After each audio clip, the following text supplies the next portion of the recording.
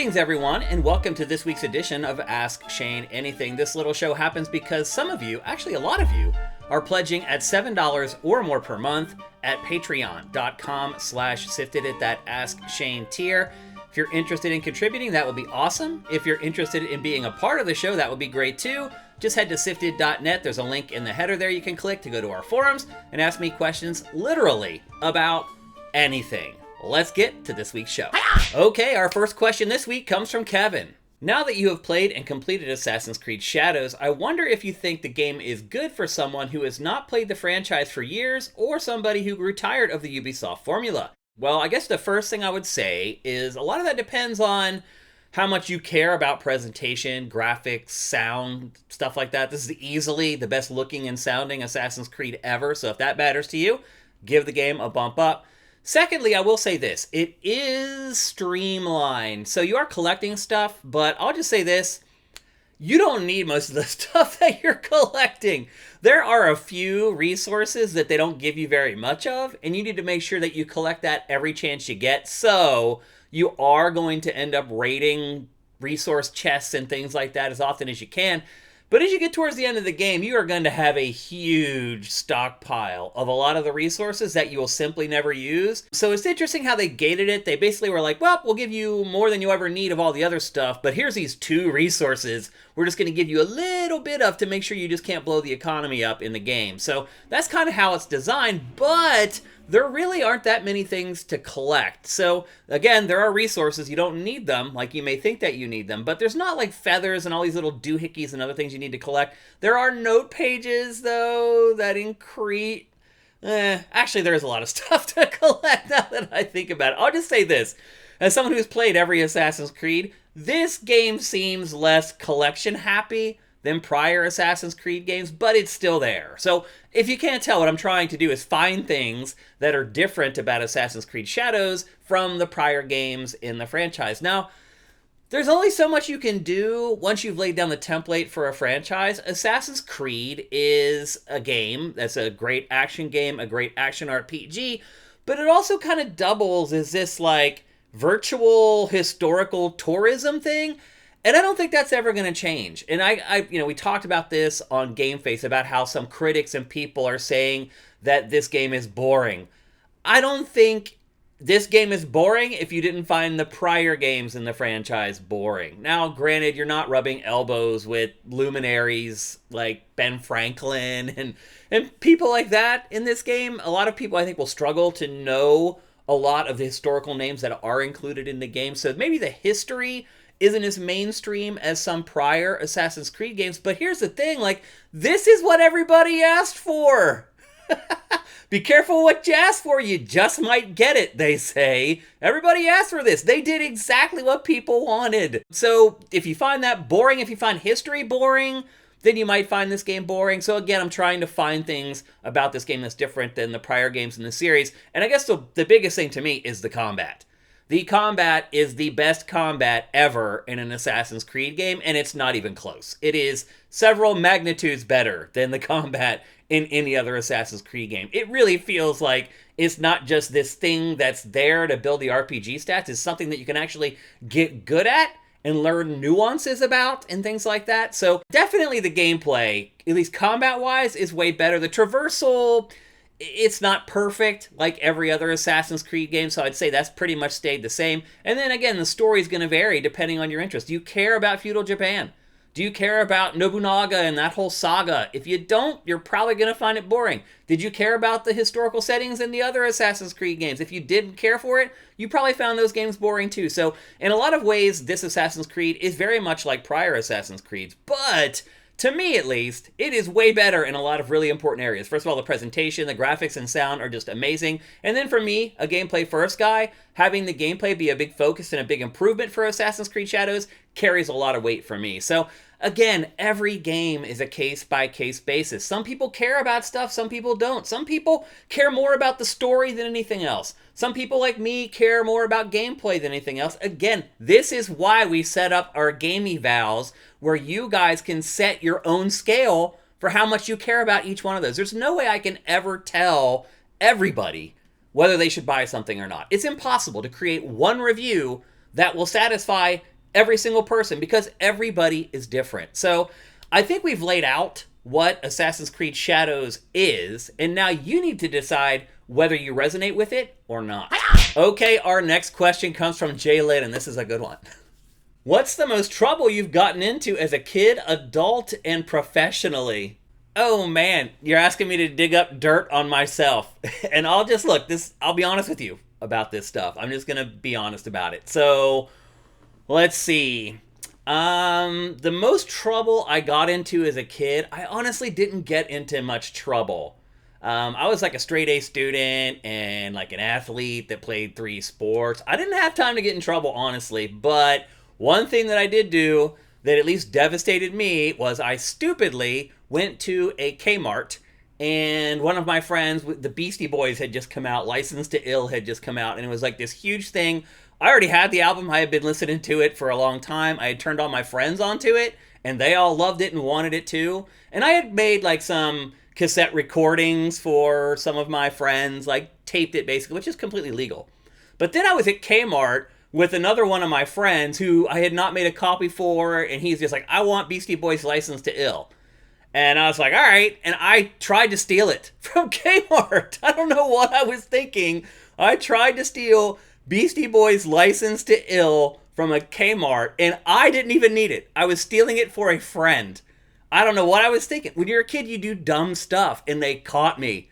They caught me putting it down my pants. They grabbed me as I was about to walk out the door, and then they took me upstairs, and then I waited for my dad to come.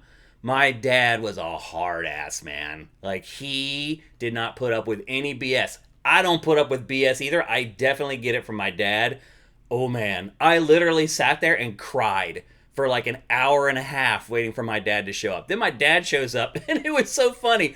The Kmart manager was like, your son's pretty beat up about this. Like, by the time my dad got there, I think the Kmart manager regretted busting me because he could tell that I was devastated by it and I was embarrassed by what I had done. And then my dad got there, and he could see that my dad was like, oh, he's getting it. And I think the manager at Kmart started trying to like say, well, you know, he didn't try to run away. And as soon as I caught him, he's like, I did it, I'm sorry. And he's been crying for 2 hours. Anyway, that's the worst thing I did as a kid. Luckily, it happened like when I was really young. And so like I don't have a record for it or anything like that. Like I ended up doing some community service thing as like a teenager, so it was wiped off my record or whatever. But anyway, I tried to steal Beastie Boys Licensed to Ill for a friend, and I got caught. What's the worst thing I've done as an adult?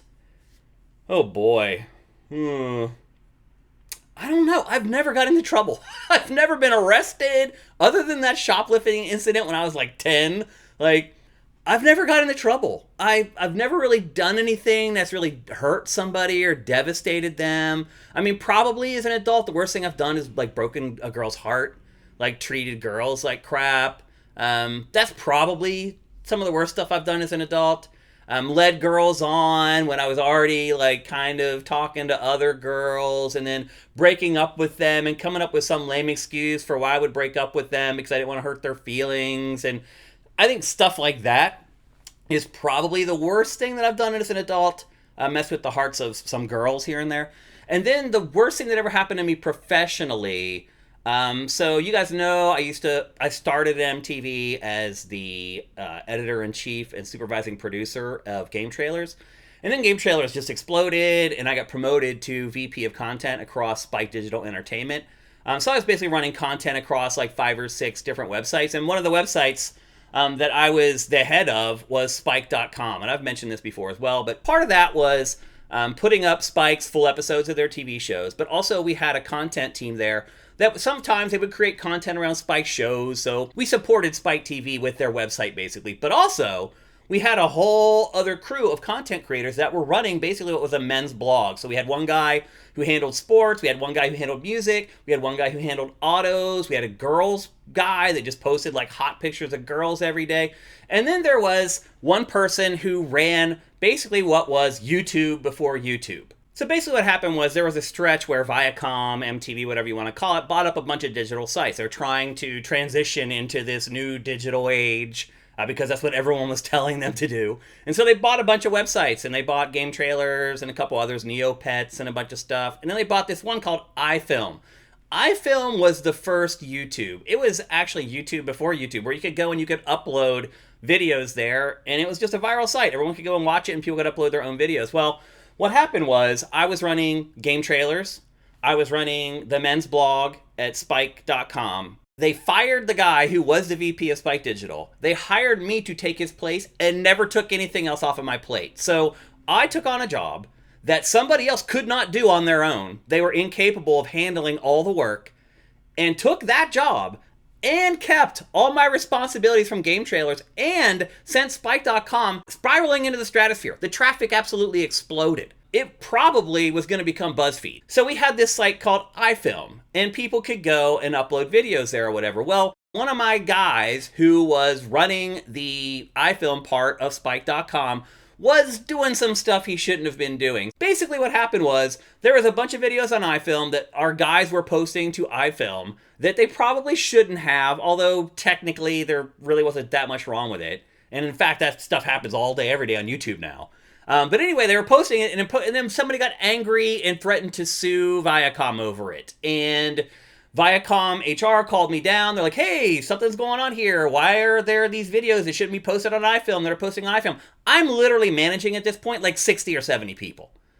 And I'm like, I don't know. I can't micromanage everybody. And in fact, I was told not to micromanage everybody because when I first took the job, it was completely overwhelming. And I went to my boss and I'm like, man, like, this is crazy. You gave me someone's job that they couldn't handle on their own, and now I'm doing 2 jobs here. Like, it's not possible. And my boss told me, you need to let your guys do their thing. Don't micromanage them. Don't look over their shoulder all the time. They're big boys. They can do their job. I was like, okay. And as soon as I let off my management a little bit, they started doing the crap with the viral videos. And so luckily for me, I was able to prove that my boss told me to let my employees do their thing because he had written it in one of my reviews, one of my yearly employee reviews. I had got like shining grades, and the last sentence was, Shane's big fault is that he micromanages. He needs to let his guys do their thing, and that saved my job. Okay, our last question for this week's episode comes from Bachby. It's really starting to look like Grand Theft Auto 6 is going to cost $100. The rest of the industry could follow. So if this is the new reality, what are the chances that critics review games differently after that? Maybe they could tell consumers what dollar value each game is worth. Okay, couple things before I get started on this answer. First one is, I'm not convinced that Grand Theft Auto 6 is going to cost $100 yet. I know his question was longer and I chopped it down. He cited some source in Switzerland that's traditionally always been accurate with game pricing. Okay, but it hasn't been announced officially. I personally do not think they'll go to $100. I do think they may go to 80, and on an extreme case, maybe 90. I don't think $100. We'll see. The other part of this is there is only one franchise in the world capable of selling at $100, and that is Grand Theft Auto 6. I'm telling you, if other publishers try to follow suit, even with big games, let's say BioShock 4 or whatever, it's not going to work. The games will flop. Grand Theft Auto 6 can get away with it. No other franchise can. So it would be stupid if the rest of the industry tried to start charging $100 for its games. It would be a monumental flop for everybody else in the industry. So just to be fair, one, I don't think Grand Theft Auto 6 is going to cost $100. I think it may cost more. But number two, there's no other franchise that can get away with it. So I do not think that even if Grand Theft Auto 6 is $100, that all the other publishers are going to say, hey, now we can charge $100 for all our games as well. They're not that stupid. So I guess maybe the whole premise of your question is a little flimsy, but I'll play along anyway. So what are the chances that it changes how reviews work? Well, I'll put it to you this way. Again, going back to our game eval process, we can represent that in our reviews with our value category and our game evals. We can say, this game costs $100. Like, I played it for 20 hours. That value's terrible. And we can actually hold games to account for charging too much for the value of the game.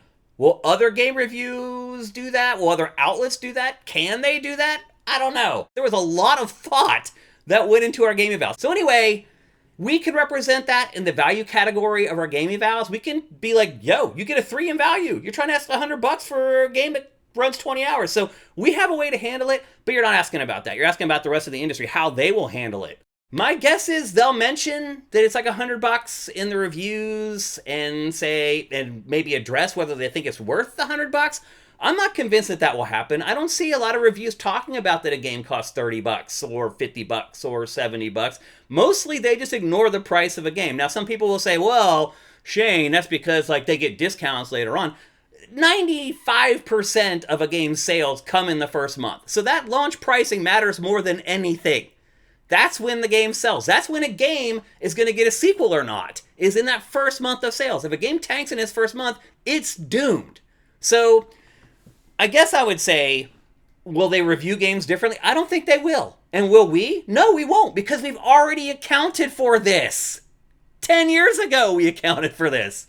So no. And then the final part of your question is telling consumers, like, rating games on how much money they're worth. We do that on GameFace already. We'll say a lot of times, like, I would pay $30 for this game max. I would pay $45 for this game max. So we're already doing that.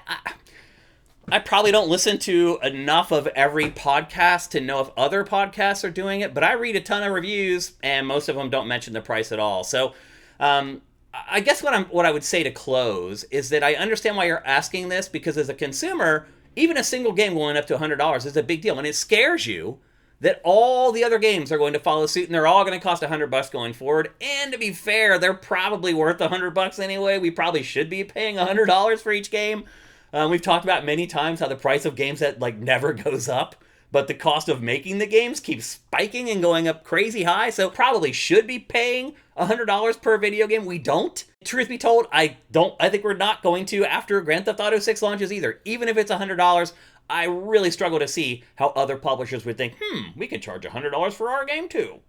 Okay, that's going to do it for this week's edition of Ask Shane Anything. As always, great questions. Thank you very much. Keep them coming. Again, go to SIFTD.net. In the header, there's a link to ask me questions in our forum. You can ask me about anything that you want. A big thanks to everybody who is pledging at $7 or more per month at patreon.com/SIFTD. That's the reason this show happens. I love doing it, but there has to be a rationalization for it, and you guys have rationalized it with your awesome pledges. So thanks for watching. We'll see you for GameFace on Tuesday.